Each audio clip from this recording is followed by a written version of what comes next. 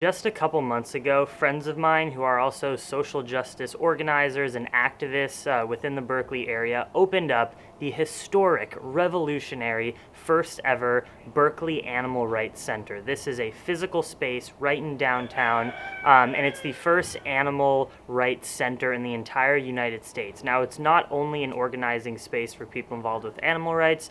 We open any activists and organizers to come and use that space in order to, further their organization. That includes people interested in racial justice, gender equality, homelessness, poverty, you name it. Unfortunately, recently we got a letter from the city of Berkeley threatening to evict us from this space, which you will see in this video. The reasons and merits that they decided to do that is extremely questionable and moves towards thinking that it was probably politically or personally motivated. Now, this is a complete disregard and disrespect of our free speech and our freedom to organize as activists. Today, we gathered outside of the Berkeley Civic Center where the City Council meets in order to demand that our freedom of speech be respected and that we are allowed to remain organizing and hosting events in the Berkeley Animal Rights Center. We know we will win this fight. We will not stop fighting until we win this fight, but we need your help. So please, after watching this video, hopefully you'll be inspired and motivated to go down into the description box of this video, click on the link, and sign the petition to help us keep the center alive. Do it, and here's the protest.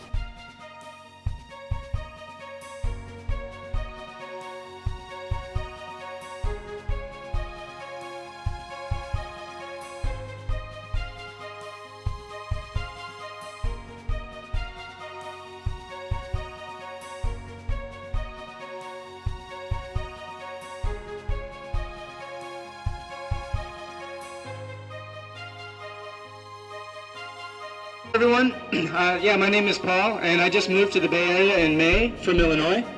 And I came here because I believed that Berkeley was the place where I could be most effective as an animal rights advocate. And I knew it wouldn't be easy, I knew it would be hard, but I didn't anticipate that we'd also have to be fighting for our own free speech in Berkeley, of all places. I thought that this would be a place where we could come and we could speak the truth, and we could organize and have these amazing actions and trainings and everything, and that maybe everyone wouldn't be supportive right away, but they would give us the chance to say this and to do this. And unfortunately, that's not happening right now. And I'm standing here in front of the Berkeley City Council because as a woman, as an immigrant, and as a person of color, I had never had a chance to become a leader until I joined the animal rights movement. More importantly, I had never had a strong voice and had an opportunity to become a leader until the Berkeley Animal Rights Center opened its doors to me. And to find out that the city of Berkeley, instead of supporting these actions and these efforts, is sabotaging us by using deceptive techniques like sending city officials to take photographs of women while they're working out, to use that information against us is so concerning. And it's extremely upsetting because as someone who has experienced sexual assault, I cannot tell you how horrible it is to have images of women used to sabotage us. And when we think about what the city is doing, the city is thinking about evicting people for just simply belonging to a community. We have to stop that.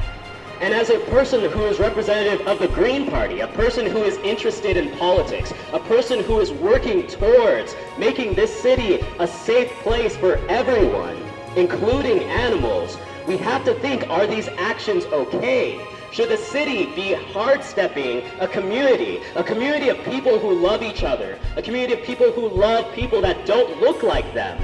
Is it okay for them to evict them? Is it okay for them to stop communication with them? Is it okay for them to simply push them down and say, we don't like your message, or we don't like what you're doing, so we're not going to work with you. We're not going to try. Is that the city that we want to live in? So one of the things the city is alleging we did that's wrong is yoga.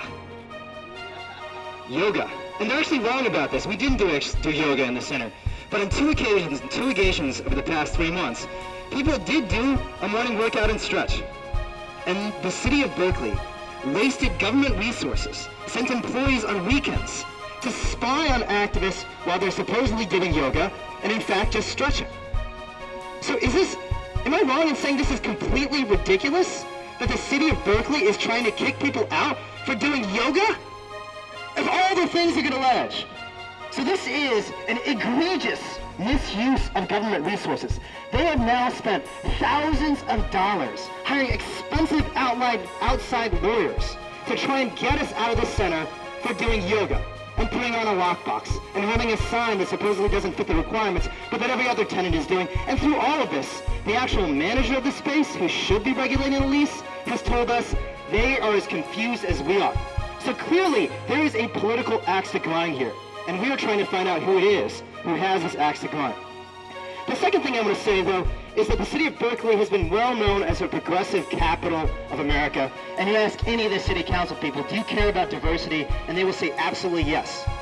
But in fact, if you look at the city commissions, or if you look at the city council, there are dreadfully few people of color in city commissions or on the city council. As an Asian person, I am one of tens of thousands of Asian people in the city of Berkeley, or about 20% of the population. There has been one Asian city council person in the history of the Berkeley City Council. One. You need to stand up for your community. You need to stand up for people who want to be around others, who think like them, that act like them, that love them, that care about them.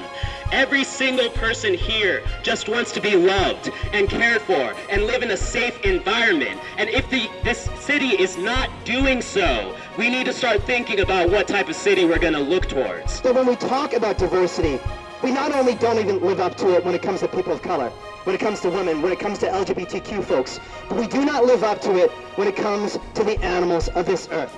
Because we believe in a more just world, in a more inclusive world, in a more diverse world, where every single one of us, whether you're black or white, gay or straight, dog or cat, human or rat, every single one of us is given the safety, the happiness, and respect that we deserve. We have one of our city council members here today, Chris Worthington from District 7, who has agreed to say a few short words.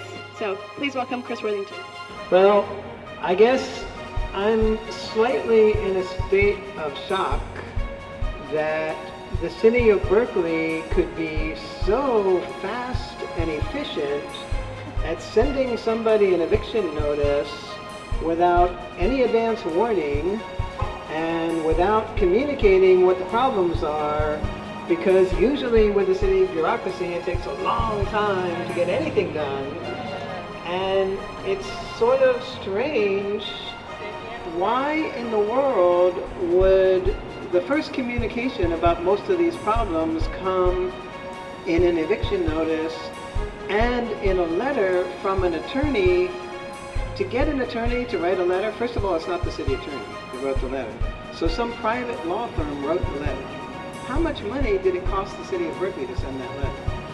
And couldn't they have just made a phone call or sent an email and said, well, someone asked us about these concerns, what's going on? Are these things happening or aren't they? So something is really strange about this picture. And I don't know who it is that's making it strange, but it's very unusual behavior for a bureaucracy. So I think you're contributing to the economy of the city of Berkeley, and we need to empower you and work with you to come up with a solution. Thank you. Respect free speech! Save the Berkeley art! Respect free speech! Save the Berkeley art! Respect free speech! Save the Berkeley art! The petition, if you haven't signed it online, it's on moveon.org.